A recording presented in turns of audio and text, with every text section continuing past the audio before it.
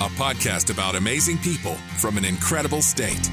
Amazing Arizonans with Mike Broomhead. All right, Amazing Arizonans, and a relationship that actually started with an apology. Let me explain. And joining me is Kirk Nurmi. First of all, thanks for doing this. Well, Mike, it's an honor to be here, particularly of a show of this title, and knowing the caliber of persons you've had on this show. It's a true honor to be sitting here with you in this show. Well, it's always good to talk with you, and I follow you on social media, and we have not talked as often as we did in the past, but I was telling Julia, my producer, about this podcast. Now, Julia's in her mid-20s and was not as familiar with the Jodi Arias case, and you're so well known as being Jodi Arias' attorney, and I, like many other people in the media, watched that trial intently. And when the defense happened and Jodi Arias testified and she said the things she said about Travis Alexander, I, along with everybody else, assumed that this was a defense tactic that the defense attorney had come up with. And I talked about that on the air often, and I thought it was a horrible thing. And then I saw a documentary you were in called In Defense Of. Yes. And it highlighted you, the defense attorney for Ted Bundy, for the Oklahoma City bomber, Timothy McVeigh. And I heard you tell your story, and that none of that was true. And I felt so horrible that I didn't know you, and I had said all of these things in assumption about you, that I wanted to apologize. And so I'm glad you were as kind as you were in accepting my apology. But what it led me to was learning so much more about you. And that's what I'd like to get into. And I want to ask you first, does it bother you when someone like me or anybody else says you're best known to be Jodi Arias' attorney, or are you okay with that moniker? Well, first of all, I think it's important, especially in this divisive world, that when people come to us with kindness, we respond in kind. We need more kindness and loving intention in this world, and that's why it was free to accept your apology. A lot of people have that misunderstanding, and we can talk about that down the road. But ultimately, I think that's an important thing to do. As far as that association, it's been over 10 years now. I mean, she was convicted in 2013, over 10 years in some ways. She wasn't sentenced till 2015, April of 2015. And to get to your question, that association, for years afterwards and the cancer I went through and what have you, I really tried to run away from that association. But I realized I couldn't run fast enough, and I had to accept it. And what ultimately came into my heart is that I'd rather live in a world where Jodi Arias didn't kill Travis Alexander. Mm-hmm. But once that was put in motion, ultimately now I'm grateful for all the life lessons I learned because that happened through cancer and everything that's happened since. And I think that's part of the reason why I started with that question, is following you and getting to know you and see how your life has changed and how you didn't let such a horrible time in your life define you personally, and watching the things you've done, which I want to get into. I admire so much of that. It's the story of overcoming a situation that you didn't create, that you tried to get out of, and not holding a grudge against the world. You seem to be happier now than when I first met you. Am I wrong in that? Well, no, I don't think so, because, go back to that time when she was sentenced in April of 2015. And I remember, and I'd wanted to be a lawyer since I was a kid. I mean, grade school. It was one of those passions that was burning in me. And I actualized that, and I had built up a career, obviously, and we'd been successful in saving Miss Arias' life. But I was somewhat disenfranchised with the practice of law for the first time. And I attributed that to burnout. I mean, obviously, my representation of Miss Arias began in 2009 and was almost exclusive until 2015. And so you could see I was burned out. I was working a lot, and I took some time off, try to reconnect to that passion, right? We all go on vacations to try to relieve ourselves and kind of connect. And I couldn't reconnect to that passion. And in about August of that year, when I was about ready, okay, well, I haven't figured out what else I want to do. I'm going to go back to the practice of law. That is when I noticed a lump under my armpit, which led to the diagnosis of stage 3 non-Hodgkin's lymphoma. And that brought about some real deep introspection and going to a dark place. I openly pondered to myself, not to anyone else, but was I going to go into chemotherapy? Was the life I was living going to be the one that I wanted to save? Was it worth it? I didn't want to make my wife a widow. I didn't want to die, but it had to be more to it than that for me. And that's when I decided and made a promise to myself that if I was going to go through chemotherapy, if I was going to try to fight this cancer, and if I was lucky enough to survive, I wasn't going to live my remaining days the way I had my prior days. And that was a promise that I've faltered a little bit on. I took a few cases after chemotherapy, but ultimately it's one I've been keeping and trying to expand upon and using that beacon as my happiness. In looking back, and the only reason why I know the date of June 4th when it happened, when the murder happened, is because that's my birthday. It's June 4th. But the murder was committed on June 4th of what year? Was 2008. 2008. And then you were brought into this, and watching the documentaries and talking with you about this, she played such a role of discontent in your life. She really made your life miserable, not just defending her in a courtroom, but she really accused you of things that weren't true, threatened you with things that weren't true. Can you explain a little of that for the people that don't know or forgot that this was not just that you were defending someone that had committed a horrible crime and doing your best to make sure she didn't get the death penalty, but it was the way she treated you and categorized you as the bad person in all of this?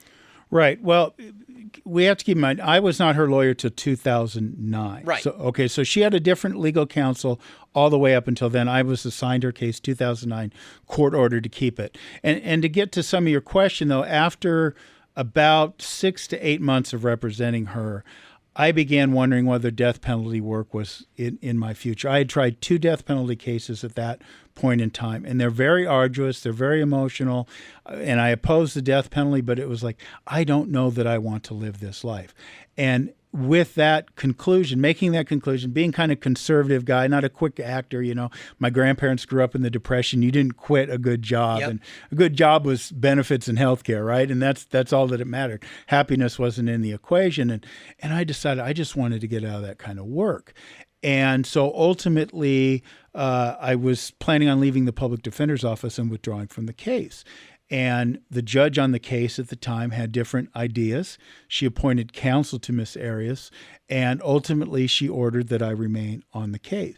And that's why I wrote the book, ultimately Trapped with Miss Arias, because I was truly trapped. Is that unique? I'm sorry to interrupt you, but is that unique that a judge doesn't let a lawyer leave a case, that the judge mandates you stay? Was that a unique thing? It's pretty rare. I mean, it was commonplace at the time for people that are leaving the public defender's office to leave their cases behind with that office when they went into private practice. I mean, the public defender's office had a second counsel assigned. They were all ready to go. The wheels were in motion. And for whatever reason, the judge decided that she wanted to hold a hearing on it. And I thought, okay, maybe this is just a formality. She's upset, what have you. And, it was about 3-4 months of litigation, and ultimately I was on the hook. Were you surprised? I was surprised. Like I said, it is commonplace for people, and I don't want to do this type of work anymore. This isn't for me. And Miss Arias, through her attorneys, objected, and there I was. So I say trapped with Miss Arias, and that kind of began the process of what you're talking about, because here we have somebody now who knows that I can't get out of the situation, right? And you can certainly, when you have someone trapped, you can certainly be more assertive towards them, let's call it that, right? And then you're right. Then ultimately, I talk a lot in my book in different places, and maybe even in the special, I talk about the importance Miss Arias placed on her image. So when we talk about those lies specifically, we think about how important it was to her. She went down to the well of the courthouse, had prearranged an interview with a local reporter, and while the jury was debating life or death, her priority was making sure she had this interview to say the things that she said, that I created this defense regarding Mr. Alexander, et cetera, when that is far from the truth. And there's a lot more that I can't talk about in that regard, because her post-conviction relief petition is pending. But ultimately, yes, those were all lies. And when cancer came into my life and I feared that I might not be in this planet, I wanted to make sure that I imposed truth upon Miss Arias's lies. there's a couple of things that have stuck in my mind. One of them is the first time you and I talked about this, and I told you I'm really sorry that I made this assumption. You said to me almost tongue-in-cheek, but I know you were serious when you said it, isn't it amazing how quickly people are willing to believe a convicted murderer?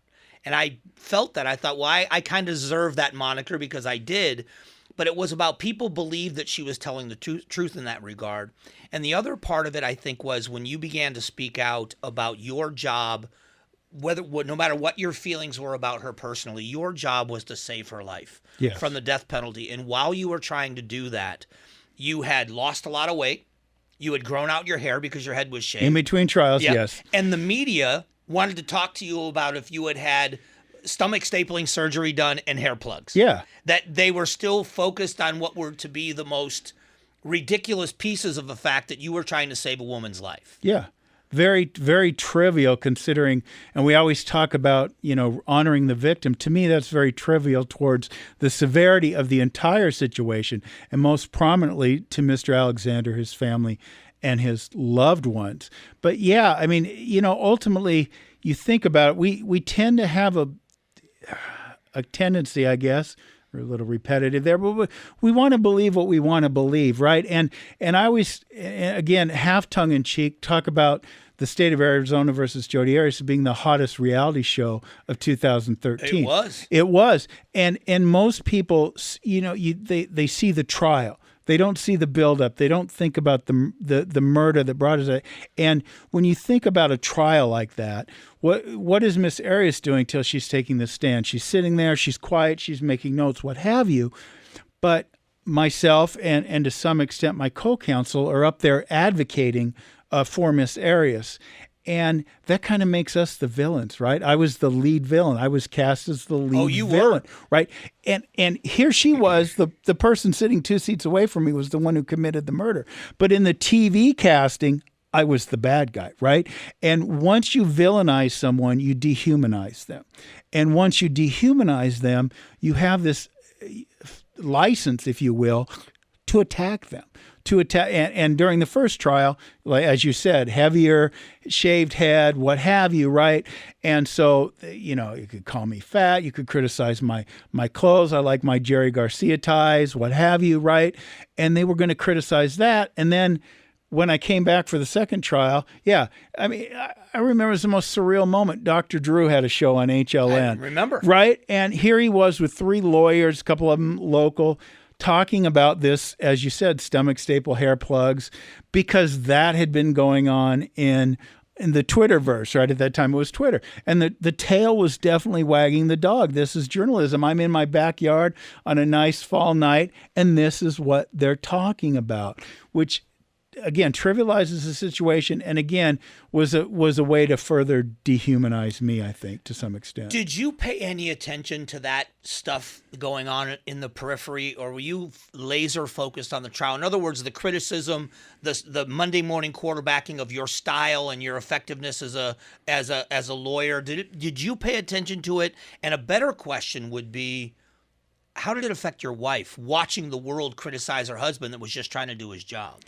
Well, boy, that's a complicated question. For the most part, I'm laser focused on the trial, because a trial, you'll see a lot of lawyers on these high profile trials. They'll do interviews, what have you. I believe that a trial is won and lost in the courtroom, and ultimately that is the reality of the situation. Back then, I really didn't have social media, but I was aware. I mean, I could listen to Nancy Grace on HLN coming through my Sirius XM, and I could hear different things, right? And I paid attention to those things that might affect what was happening in the trial. The criticism of me, if you want to say I'm fat, or you want to say, I got hair plugs or whatever, I don't care, because that doesn't affect the trial. My priority is my client, right? And that is part of the reason, and my focus in doing that was, I say that this saving her life almost took mine.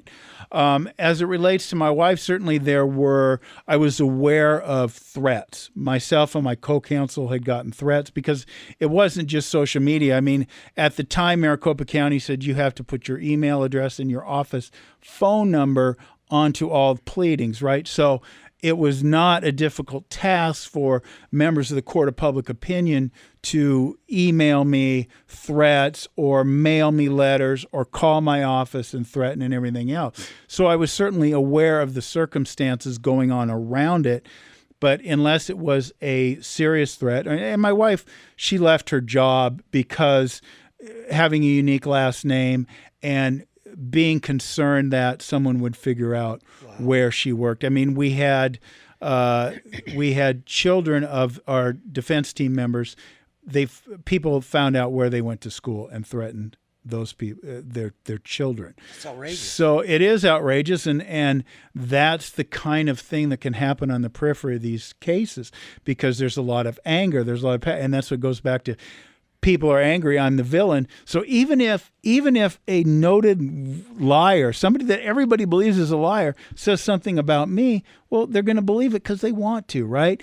And so all this passion, so it affected life in that regard, certainly in terms of just safety. It was a time of extreme hypervigilance. I mean, I had extra patrols outside my house.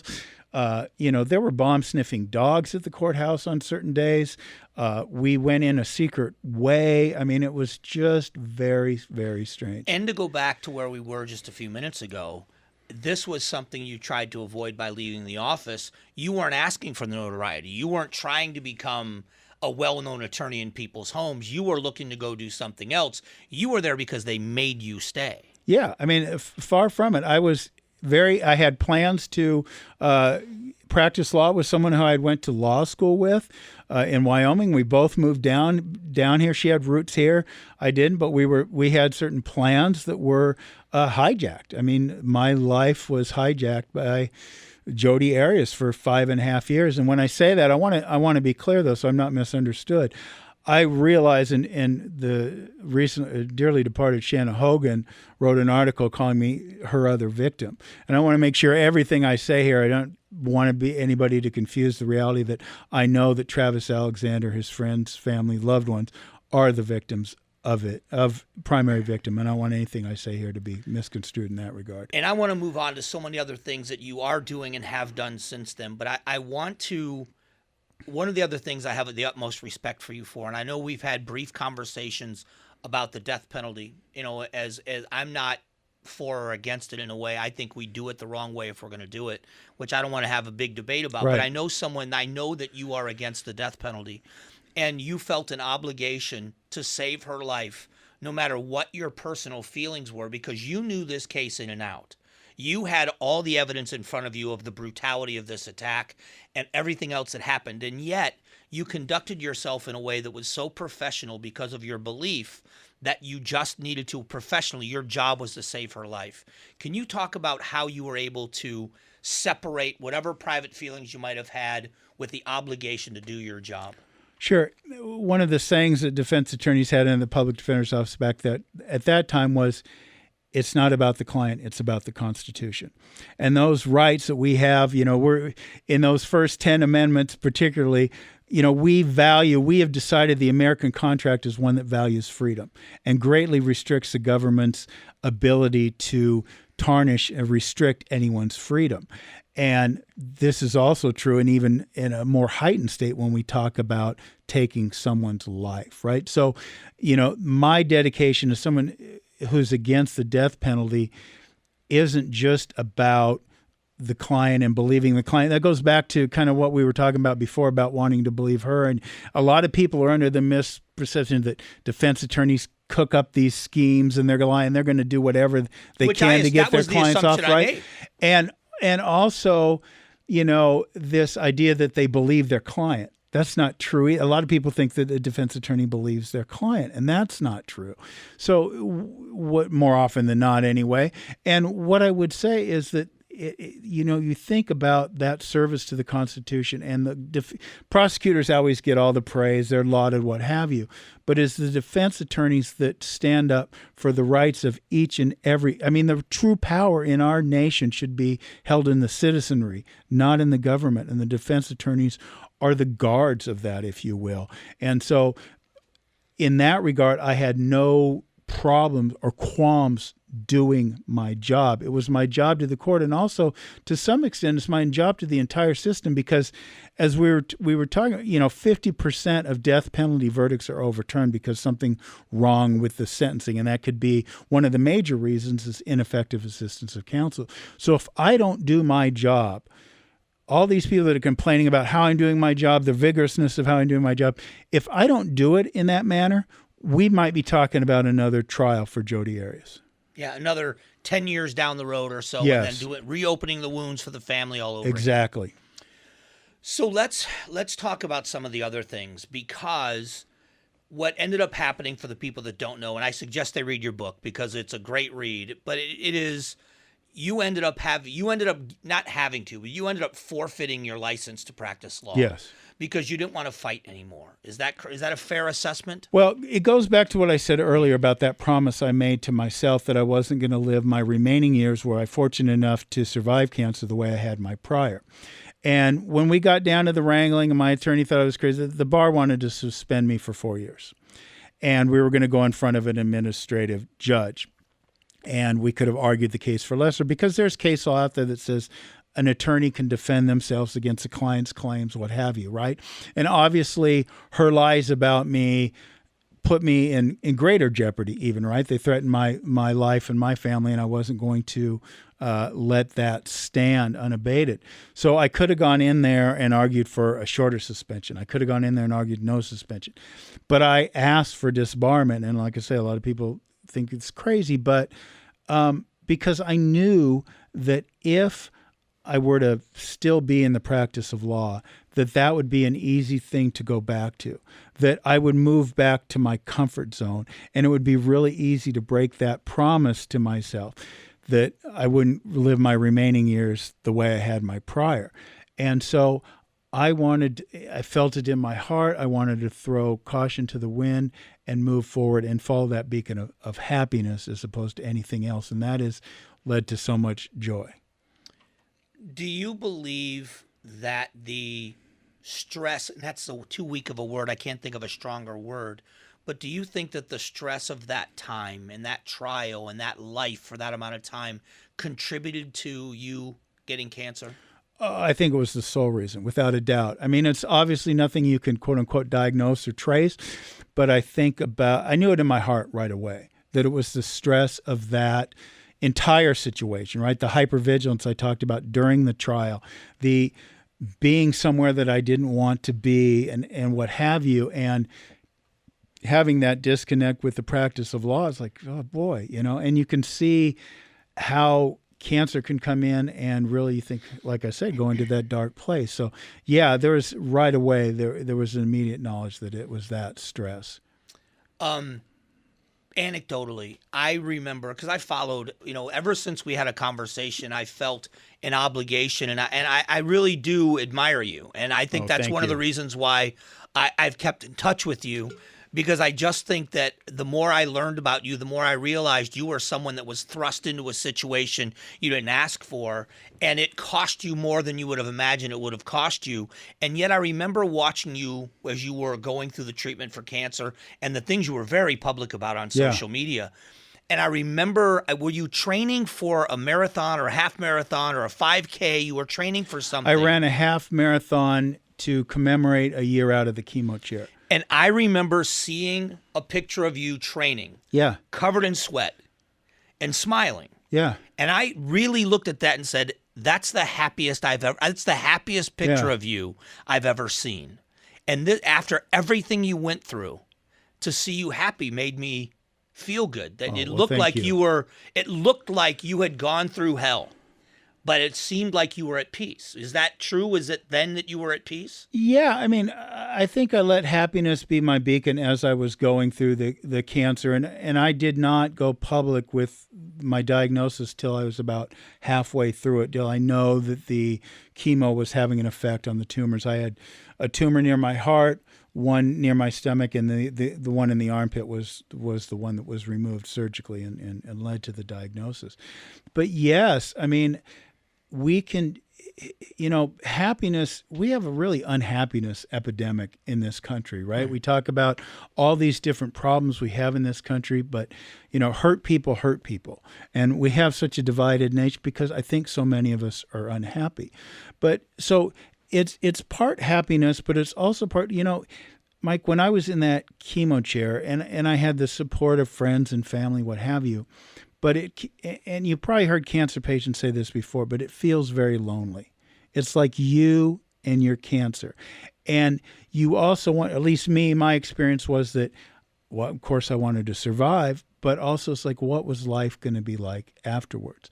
And so it was really important to me that when I went public, that I started to actualize and project out there into the world, so other people that are getting, there's going to be people out there watching this now that just got a diagnosis or are going to get a diagnosis down the road, sadly, right? And I wanted to put a face on cancer survivorship that would show those people that there is hope for a positive life beyond that chemo chair. So what did that life look like in your mind compared to how it turned out? Because becoming an actor, becoming an author. I want to talk about can we talk about the reality show that may never be seen? May never be seen, yeah. But a life that you never expected for yourself, but now you get to create it. Is it what you anticipated when you decided I'm going to just live my happiest life? No, and that's the beauty in it. Because, when I got out, I really thought about, thinking about this unhappiness epidemic. And the central place that I saw it was amongst my colleagues, right? I don't know how many lawyers you know, but you probably don't know too many happy ones out of the percentage right? Whether they're practicing family law or what have you, they're not happy. So I was going to try to coach lawyers and do some life coaching and went through some training in that regard. And I still do that when the need arises. But, I had no conception that, I'd be acting or doing any of the things that I've done. And it's because you just let happiness be your beacon, and then you don't know where you're going to go. I never thought it would lead me to this, right? That we'd be hanging out here and I'd be considered amazing Arizona. So, we choose to be happy. We can allow happiness to come into our lives, and so many different things can come into our lives. Was comedy a part of it? No, the one-man show, and a lot of people think, hey, you become a comedian because I performed at comedy clubs, right? But the one-man show was really part comedic, but mostly designed to be inspirational. Okay. And comedy is an emotion we can access, right? When we release. But so there's elements of comedy in the show that I did, overcoming Jodi Arias. But there was also hopefully some of those inspirational bits as well that make people understand my story and what I went through. It's a different way to reach people. Do you realize how disarming you can be when you allow someone else to laugh at that situation? Did you realize the reality of that? And with me, I really felt like I owed you an apology and I had never met you. You forgiving me and being as nice as you were took the weight off of me. Does that make sense? Did you realize that? Do you realize that when you take something as horrible and as serious as that case, but what it did to you personally, and you can make somebody else laugh about it and allow them to laugh at that situation, it takes some of the burden off people? Well, I've never thought about it that way, but here's going back to my original intention of the show. And one of the things that I said at the end of the show is that I do this show because if I can overcome Jodi Arias and cancer, that you can overcome the things in your life that are standing between you and your happiness. Wow. That's my real purpose of doing the show. And if that means relieving the burdens, what have you, that's fine. But you know what? If I can go up on stage for 90 minutes and bear myself and be as authentic as possible, and that could lead to someone in the audience making changes in their life and say, yeah, I'm not happy. Like so many of us hate Mondays, right? Oh, I gotta grind, right? Yeah. If you were dying on a Sunday, you'd be praying for a Monday. And why are we going to bemoan 1/7 of our life? Why don't we start shifting our focus into what makes us happy? How was the show received?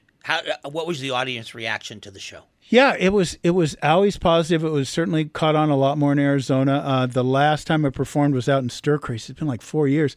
COVID kind of got me turned off of it, right? It's like we had this sold out crowd, and then social distancing, what have you. We had a half crowd, and Tom Sims, the owner out there, was so great. But yeah, I haven't performed it in a long time just because it's been a while now, and I've done it. But yeah, it was pretty I think it was well received. Yeah.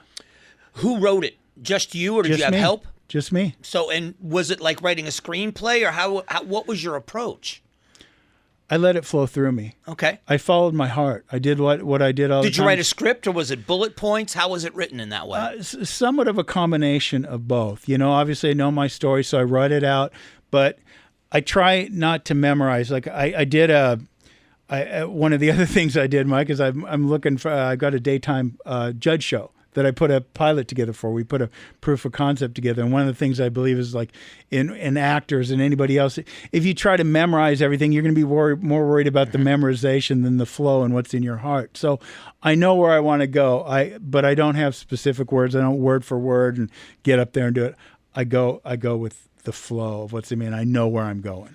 So the discomfort of being thrust into the spotlight. Yeah. And not something you asked for, and then you being deemed the villain. Yeah. So you're in a reality show. Yeah. You didn't pick. Yeah. And you didn't pick the character of who you were going to be perceived as. But then fast forward, you agree to be on a reality show. Yeah. What was the transformation? Was it that if I'm going to be in the public, I'm going to be who I want to be? What was the decision to not just retreat away from the limelight to step into it? Well, it was that idea that hopefully that my story of overcoming cancer and Jodi Arias and the public cancelization, if that's what we want to call it, can inspire other people towards happiness, and I wanted to do it. It's not just about living out my days, right? I wanted to do things that inspire people. And so, I was doing an interview with some actors, and I thought, well, geez, these guys' background, I can do this too. So that led me to the casting of a show called Radical Body Transformation. The first 2 seasons aired on Amazon Prime. And at the time I did that, I was still chemo put on about 45 pounds, and it's not good weight. I mean, it's just, you're very kind of doughy, for lack of a better word, after chemo, even though I ran the half marathon. Some of the ways I used to lose weight between trials just didn't work the same. My body composition was different. And ultimately, the casting service that I work with, I wound up hooking with the great people at Radical Body Transformation, and this was in 21. So COVID was maybe kind of winding down, at least from the peak of it. But the production company was in Canada, and they couldn't come down across the border even till August. So we filmed the before 6 months into it. I went up to Toronto in June of 22 and did the finale, and took my shirt off and walked out on stage at a bodybuilding contest. They had a little won a bronze medal, Mike. I don't know if you saw that on. I did not see social media. That's yeah. amazing. Won a bronze medal, but and that was a great transformative experience, and that was undertaken with the idea that I wanted to show those people that are battling cancer what life could be like afterwards, and and even those people that don't suffer from cancer, what happiness can do, what following that road of happiness. Because if you ever told me that I would have been in Toronto holding a gold or bronze medal, let's not raise my status, but holding a bronze medal that I won at a fitness, I would have told you're crazy, right? And here I was doing just that, just because I let happiness be my beacon and I allowed it. And unexpected, I said that may not air because it was so choppy with everything, but the interview I did in Toronto wound up being a part of a documentary, The Super Lollies, which was shown in France at a film festival in France and is winning awards. So, you just never know where these things are going to go, and met a lot of great people just by opening my heart to what was the experiences that were placed in front of me. I talked about this earlier about the documentary In Defense Of. Yeah. When you were asked to do that, were you aware of who else they were talking to? And do you feel a sense of kinship when you hear about those other attorneys that had to defend other people? Did you ever have any conversations with them? Was there any interaction with them? Or was this all standalone things that happened? I can't say that I remember specifically if I knew the other attorneys that were going to be involved, like initially, right? I knew later on in the filming process, because we went to Los Angeles a couple times. There were 4 of us, and I was teamed, if you will, for filming with John Henry Brown, who was the first lawyer, was a public defender for Ted Bundy. Mm-hmm. In Washington, because originally, if people don't remember, Ted Bundy was charged with trespassing, peeping Tom, some burglaries, things of that nature, right? And John Henry Brown was his first attorney. So, yeah, we developed a friendship. I got to have dinner with him and his girlfriend at the time in Seattle. I'm a Seattle native, so we were up there, and we developed a bit of a kinship. And then I was back in New York when I did the Today Show. I had other obligations. They did a whole tour. I had other obligations in Santa Fe, but I did the Today Show with them, and we had a chance to talk and interact. And they were all such great guys. And I think about Chris Johnson was the man who defended the Oklahoma City bomber. Mm-hmm. And he was away from his family. You know, he lived out of state, and it was a federal case, and took it. And he had those same kind of threats and what have you. So, yeah, we certainly had a mutual understanding of each other. And John Henry Brown's just a great guy. And you know, going back to, we talk about, am I ever going to run away from Jodi Arias? You know, when I was doing the Dr. Oz show, and this is years later, right? And who knows how many years since Ted Bundy had been, what was it, 79, 78? Something like that, yeah. Dr. Oz was doing the Ted Bundy tapes, right? And here John Henry Brown, this was like 40 years ago for John Henry Brown. I realized, I can never, you just can't run far enough. I was born in Ohio, but I was raised in Florida, and I moved in 1977 to Florida. So I remember as a young boy, with the memory of a young boy, of the intensity of the Ted Bundy trial, and then the execution, you know, that was the part of it but the celebratory nature of the people outside of Stark Prison, of when I'll still remember it and see it in documentaries, when they came out of the back door of the prison and somebody waved to the crowd that it was over, that the execution had happened, and the cheering and the singing outside. I never forgot that. Yeah. And even all these years later, you're right, it still sticks around. So I have to ask you, recently O.J. Simpson died. Yeah. Did you have a different view of the trial when it happened, and then your opinions of it after you got involved and were thrust into the limelight with the Jodi Arias case? Did you view those that differently? Well, you know, that's a hard question to answer, because certainly, you know, I believe in the Brene Brown saying, you don't judge someone unless you've been in the ring where they're at, right? And in OJ was what, 94, 95? 94. 94. And I wasn't in law school yet. I didn't go to law school till 97. So my view of it was completely different. And we have to contrast, too, when we think about OJ. That was before the social media era, right? And when we get more into cases like, say, Casey Anthony or the Daybell case that's going on now, Lori Vallow, what have you, now people can watch these things on their phone. They can stream it. They can see it. You know, OJ was before cable for a lot of people, right? And so you're just tuning into the highlights and the you know, the 6 o'clock news. And now you can watch every bit of it. You can go on Court TV or Law and Crime Network, wherever you go, watch every bit of it and hear everybody's analysis of it. And to me, it becomes much more of an encompassing thing. That's why I say, like, OJ was certainly a big deal, right? But with social media, I think those cases become even a bigger deal. But you being thrust into a situation where your every move, the way you dressed for court, everything was questioned. Your personality, whether or not you were demonstrative or you were reserved. We watched the OJ trial, and everything was picked apart, from the defense attorneys to the prosecution, how they conducted themselves. Were they right? Were they wrong? When you look at that piece of it, do you laugh at that and think, man, your entire life was picked apart the same way? I don't really make that comparison. I just have my journey and know that it is what it is, you know? So yeah, I don't know that there's a way, because I don't know that I wasn't in that arena back then. Right. So it's kind of a different, like I say, apples and oranges with social media, what have you, because I do think that picking apart, takes on a different magnitude when it's someone talking on TV, what have you. That's different. But when it's a social media and it becomes a public event, almost just a cultural event, right? That's why I call it the reality show. And worldwide, anybody who had a cell phone worldwide could watch the show. I mean, I got calls from production companies in Australia, So, well, and at the time, again, it happens now, but when you were involved in this, there was no getting away from it. No. Here's a picture of Kirk Nurmi at lunch. Here is this is the guy walking to his car. There's no getting away, and there is no privacy.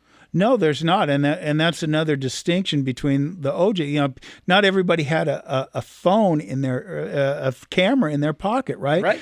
And we think about the plethora of coverage. I mean, if you turned on the news, and I'm sure you did back during the Arias trial, you would think there was three things going. We had weather because we needed something to complain about. We had traffic because we needed something to complain about. Some sports, probably because we needed something to complain about. And Jodi Arias. Yeah. And that was freaking it, right? I mean, that was the sum total of everything that was going on.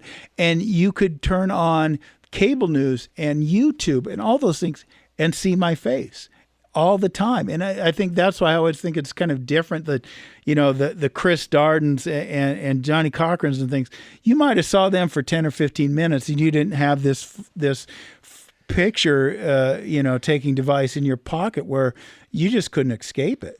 Were you surprised at the level of interest when you would see thousands of people outside of that building during that trial? Were you curious as to why so many people were as compelled as they were by what was going on in that courtroom? Yeah, to some extent, because there are certainly other cases. I mean, there was a case going on at the Marissa Duval case, and there was sex, and there were other things involved. Hardly a blip on the radar happening in the same county, right? And there's other cases today that you think, oh, there's going to be a lot of attention, and there's not, right? And so, a lot of people ask me, why did this trial get so much attention? It's like, I don't know. I was in the eye of the storm. I didn't get a chance to see the storm. Yeah, but it was always puzzling to me and certainly shocking to me and, sad in some respects because it does take a life of its own as a cultural event, and the reasons why we're there sometimes get lost in that. So how do you handle it now? Because I know you do a lot of appearances on Court TV and on different asked to give your opinion. How does it affect you, knowing that you were at one time a lawyer in a courtroom while others second-guessed your decisions or commentated on the things you were doing? How do you handle it now when you're being asked those questions? I don't like to second-guess what the attorneys are doing, right? I try to give perspectives and invite people to look at things a different way and give my insight into what's going on in the process. I am not one to this defense attorney shouldn't have said this or that.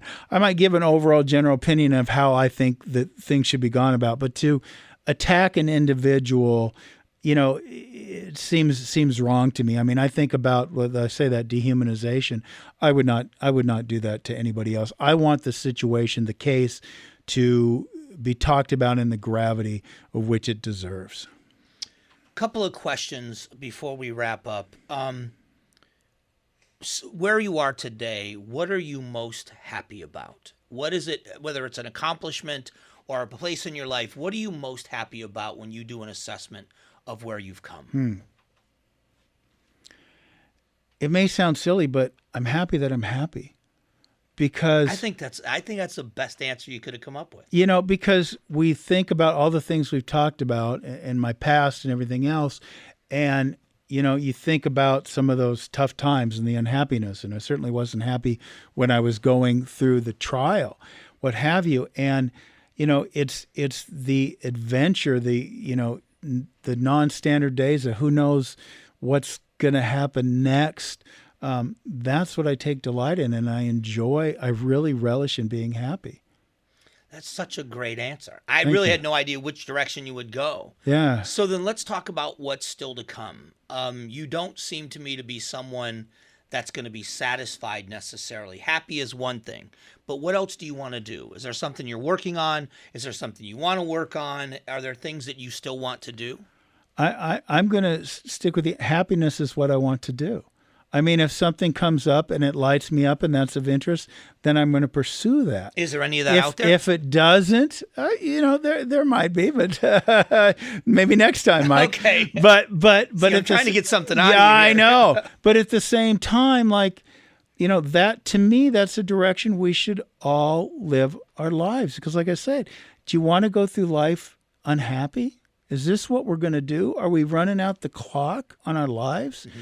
And no. And, the great part about it is it's the unexpected nature of it, right? Like, so many of us get into routines, and Wayne Dyer, great author and spiritual teacher, talks about living the same year over and over again. And a lot of people might be happy doing that, but to me, it's like going around a NASCAR track, right? You might adjust your groove, but you go on vacation the same 2 weeks a year. You do this, maybe you even go to the same place. And I certainly was guilty of that, right? And now every day, every week, like, you contacted me a couple weeks ago about this, right? And I said, yeah, this sounds like fun. Let's do it. And so there's that unexpected nature. It's like Christmas morning every day, or maybe Christmas Eve if you're an anxious type, right? But yeah, I mean, there's some excitement in the non-standard, right? I think it's amazing. And the transformation, the physical transformation is one thing. So that anybody that has saw you in the courtroom, remember pictures of you in the courtroom during the trial, that was one picture of you. And obviously the physical transformation is something. But they talked about your demeanor and that you were very reserved. I don't know that they used the word lethargic, but it certainly wasn't high energy. Even now to see you, and you and I have talked a number of times throughout the years, you seem to be exuding that kind of happiness, and you seem to be that kind of running after the world that maybe it didn't appear that before. Do you feel that way, or is that just a perception thing? Well, I think a courtroom is a different place, right? I mean, it's not necessarily, you're there to serve the client's best interests, not your own, right? Like, so, I wasn't there, like we talked about at the very beginning, I wasn't there for fame, adulation. I wasn't there to put on a show. I was there to do the things that I thought would best serve my client and display a demeanor that I thought would best serve my client. Yeah, but don't you think, maybe I'm wrong. I'm going to ask it this way. Okay. Let me re-ask the question. Are you a different person now? Or were you that person all along? It just took you a long time and what you went through to get here.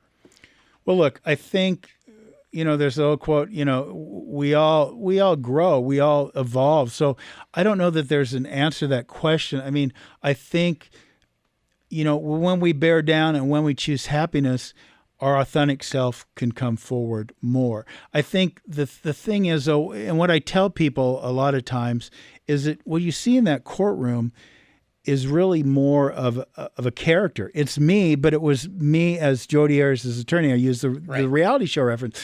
It's me doing a certain thing and acting in ways and saying things that I think is going to be of benefit to my client. It's not necessarily who I was outside of the world. So I think if people think they know me because of what they saw in the Jodi Arias trial, they're wrong. And how much that is different now versus then, the only thing I can say is that I'm happier now, and we all hopefully evolve and grow. And I got off that track where I'm living the same year over and over again. So I'm going straight down the highway and see, this is a song, Life is a Highway, and I'm going, and let's go. Let's have some fun. I love the fact that you're known by so many. And when I talk to people, when I was talking to Julia, my producer, and others about you, the moniker is you were Jodi Arias' attorney because that was such a significant thing that happened.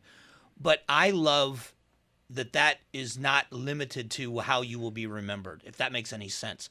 I see you differently. I love seeing that you're happy. The fact that you are a cancer survivor is significant, but what you've lived beyond that, I'm so happy for you. And I don't know if that makes sense to you. I'm just very happy for you that you're able to live a life that you want, and that through everything you went through, it's made you happier and not more jaded toward the world, which would have been an acceptable response to go through all of that in that trial and everything else, then to go through cancer treatment, to say, throw your hands up and say, how much more do I have to endure? And to see you happy on the other side of that is a testament to who you are as a person. Well, one of the things that I talk about in my one-man show, one of the lines I had in my one-man show, is that when I die, I could have cured cancer, world hunger, created world peace, and the tagline, if I'm on the news, will be Jodi Arias' former lawyer did these things, I'm right? glad you're saying that because it will be. And not Kirk Nurmi. Right. And that's part of the reality that I realized I couldn't run away from. But you know what?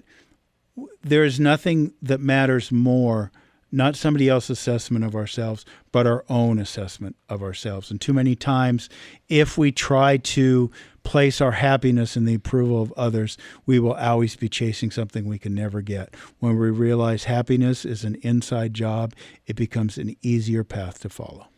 I am so happy for this conversation. I appreciate your candor and being so forthright. And I knew this was going to be something that I enjoyed, but I didn't imagine I was going to enjoy it as much as we did. And I just can't say anything but thank you. Well, it's a pleasure, Mike. Like I said, it's an honor on a show like this. And knowing some of the people you have here, I hardly feel worthy of sitting in the chair.